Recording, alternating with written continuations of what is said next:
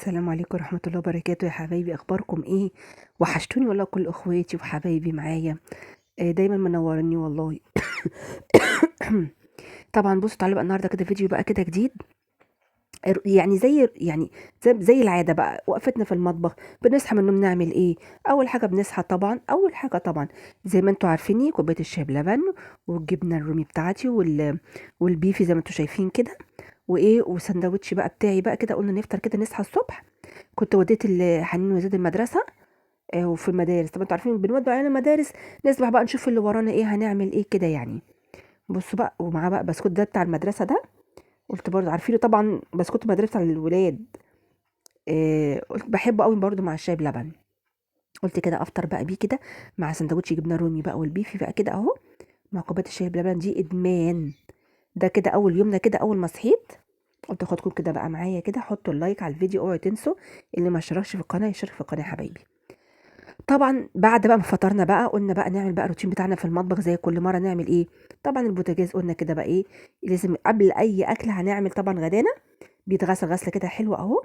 انا بغسله بصوا لحد ما يبقى بصوا كده يعني بيلمع. انا يعني كل يوم والتاني بغسله يعني ما بسيبهوش.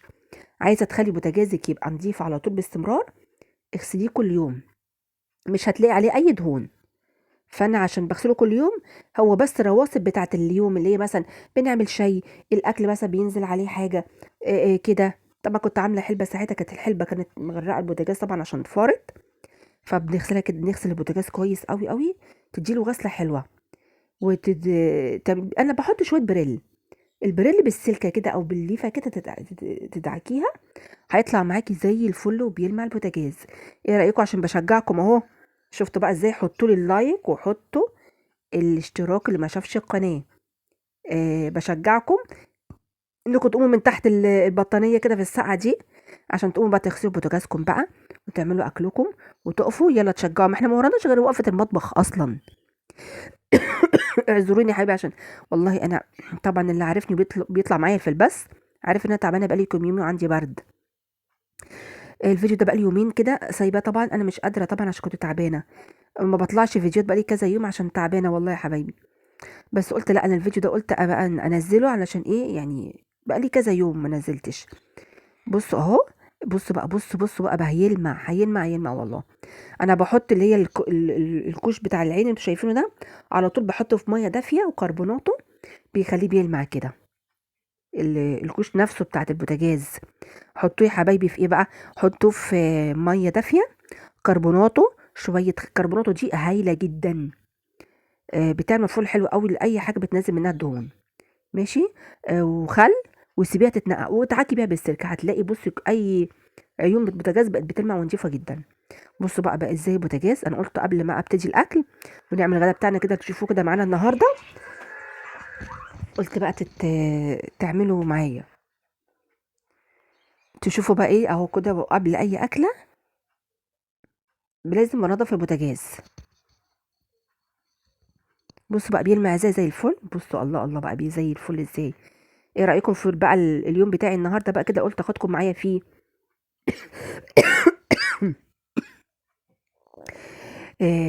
نضفنا كده بوتاجاز حلو وهنشفه.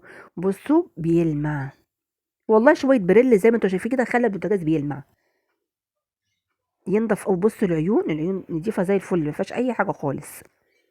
اوعوا تنسوا اللايك يا حبايبي. تعالوا شوفوا بقى احنا عملت اكل كده ايه، طلعت من الفريزر عملت ايه. انا كده ما برتاحش غير لما انضف البوتاجاز قبل ما اعمل الاكل عليه. طبعا فرخه طبعا طلعت، كانت عندي بقى فرخه كده. قلت طبعا اشويها معاكم في الفرن، هتشوفوا طبعا انتوا عارفين طريقتي ايه في الشويه. انا بحطها بخلطه كده بعملها هتشوفوها. بعمل عليها الفرخ كده بقى حته بقى فرخيه حلوه بقى. ونعمل شويه رز بشعريه جنبهم شويه ملوخيه النهارده. ايه رايكم بقى في الاكله دي؟ تحفه وجميله. تعالوا كده نشوفوا بقى. بصوا الرز. طبعا انا سايبت الفرخه طبعا تتسلق اهي الاول. حطيت شويه سمنه على شويه زيت ونحط شويه شعريه علشان ايه نحمرها كده عشان نعمل بقى الايه الرز. الرز يا حبايبي بتعملي 3 كوبايات رز، تغسليهم حلو قوي على قدهم ميه. طبعا بتسخني الميه بتاعتهم عشان يطلع معاكي رز مفلفل. وبصي الميه بتاعت الرز ايه بوراكم.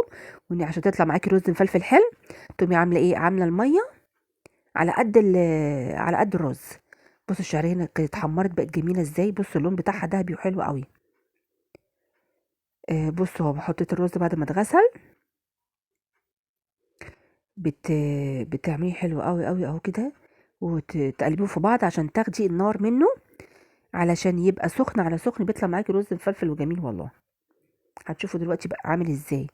حطيت طبعا الميه اهي، بعد ما عملته شويه على النار هحط الميه بتاعت الرز، واطي بقى النار علشان ايه، او عندك شياطه حطي شياطه عليها. قلبيه كده حلو كده، وحطي الملح بتاعك وظبطيه. الاكله كانت جميله والله العظيم النهارده.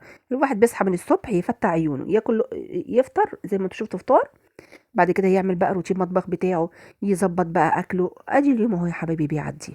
كلنا كده على فكره، صح؟ قولوا لي كده في التعليقات، مش كلكم كده؟ سبت بقى الرز زي الفرخه اهي، بقت حطيت بصله، حطيت ورق راوله، حطيت ملح، حطيت فلفل.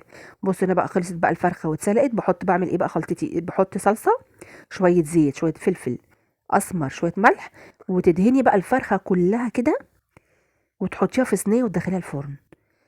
بصي تحفه والله العظيم، يعني عايزاكم تجربوا التتبيله دي. بدل ما انا بطلت احمرها على فكره، بتطرطش زيت ومش بتبقى محمره حلوه، لكن الخلطه دي بتخليها زي الشوايه، يعني زي ما بتجيبي فراخ مشويه من بره بالظبط، اهي زيها بالظبط. بصوا ادهني بقى الفرخه حلوه قوي اهي كده بالخلطه دي، ودخليها الفرن.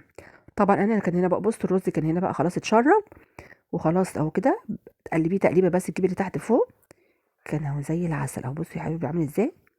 تعالوا كلكم تتفضلوا معانا في الاكله الحلوه دي.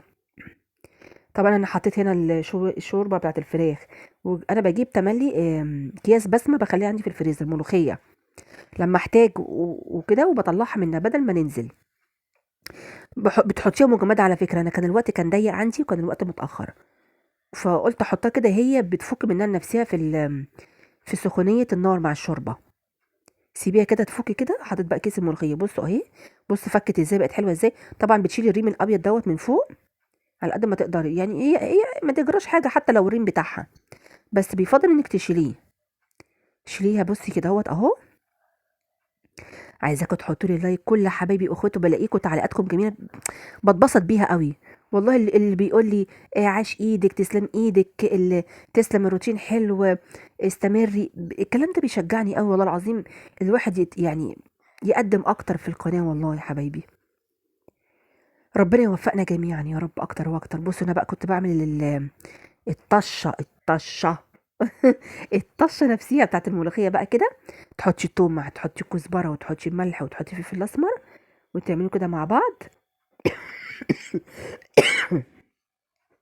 لحد ما ايه، لحد ما كده تعمل كده معاكي لون اهي، والتومه تصفر منك، وتحطي بقى الملوخيه تعمل تش. ايه رايكم تش دي كده؟ اللي بيحبني وان شاء الله يا رب يسعده ويهنيه تحطوا لايك. انا عايزه اعرف مثلا المشاهده مثلا يعني 150 200، اللايكات 20 30. طب ليه ما تحطوا اللايكات على قد المشاهده يا حبايبي؟ بصوا التش بقى تش، بصوا مش عايزه اقول لكم كانت طالعه ريحتها عامله ازاي، والله اقول لكم ريحتها كانت طالعه تحفه جدا.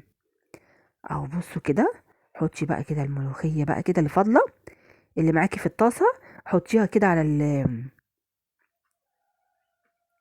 حطيها على الطاسه اللي فاضله منها الطشه بتاعتها، عشان يعني ما فيش حاجه تتبقى.